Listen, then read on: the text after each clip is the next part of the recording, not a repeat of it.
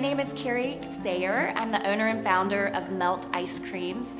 We started in April of 2014, so today is actually our 9th birthday. So we've been in business 9 years, but this dream started a little bit before then, and I worked on it for a few years leading up to that. So it's been about a decade of working in the ice cream industry.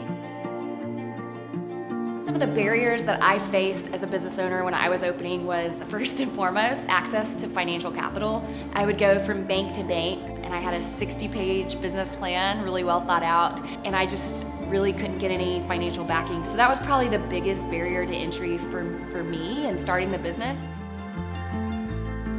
Some of the barriers I faced with permitting and licensing in the city of Fort Worth were some of my biggest frustrations. The cost to wait on the permitting process can really affect a business. I've seen it actually cause people to go out of business, having to wait so long to get their permits. You only have capital runway for so long, and the process is just really cumbersome. Sometimes you get your plans signed off on, and then you would be in the field getting your building constructed, and you would often have somebody come out and say that you were doing it inaccurate, and so that would cost money and time. And then I have a lot of staff that I pay, and so I didn't have the ability to have downtime in between waiting on these different things. And so we would plan appropriately based on kind of the information that we have on the city website, but then there's a lot of cumbersome processes that aren't clear, and that took a lot of time and were really costly. I've definitely had to work with